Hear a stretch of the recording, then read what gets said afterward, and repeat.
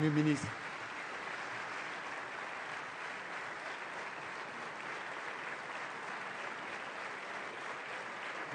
Merci. La parole est maintenant pour 2 minutes à Monsieur Henri Guénaud.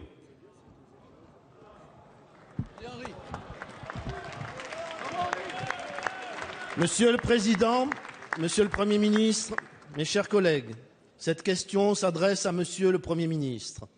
Monsieur le Premier ministre, dimanche, des centaines de milliers de Français ont manifesté contre le projet de loi sur le mariage pour tous. S'il vous plaît, s'il vous plaît. Ce fut un immense rassemblement, le plus important peut-être depuis 40 ans, de familles, de gens simples dont beaucoup n'avaient jamais manifesté ni fait de politique de leur vie.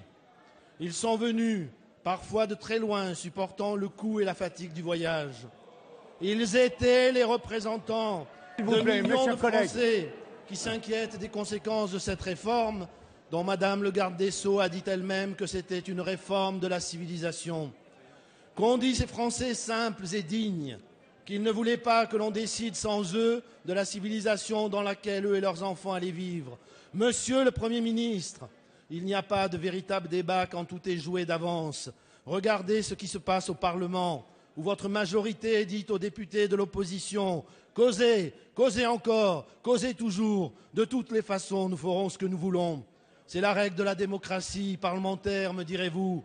Mais quand on touche à quelque chose d'aussi profond, qui ébranle tant de conscience, ce n'est plus vrai. Ici, la démocratie exige que le peuple lui-même ait la parole, non que ceux qui le représentent parlent à sa place. C'est l'esprit de notre République. Le président de la République peut prendre la décision de soumettre cette réforme au référendum.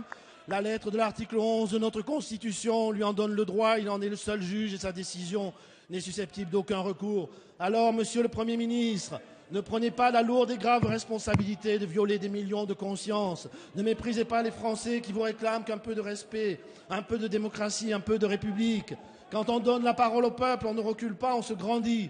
Soyez un Premier ministre de la 5e et non de la 4e. Soyez responsable, soyez démocrate, soyez républicain. Monsieur le Premier ministre. La parole est à Madame Christiane Taubira, garde des Sceaux, ministre de la Justice.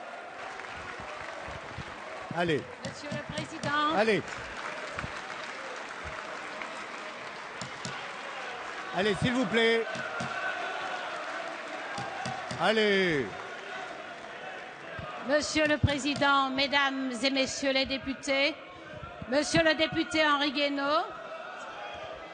Non, s'il vous plaît. vous auriez été un peu collègues, plus crédible il y a une question, laissez sur le le gouvernement respect répondre. des manifestations populaires si vous aviez montré avec lucidité et constance S'il vous plaît.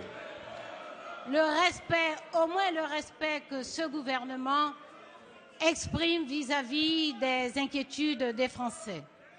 Monsieur le député, je ne vous ferai pas l'injure de vous rappeler le contenu de l'article 11 de la Constitution qui définit les matières selon lesquelles le président de la République peut, sur saisine des présidents de l'Assemblée et du Sénat, convoquer un référendum.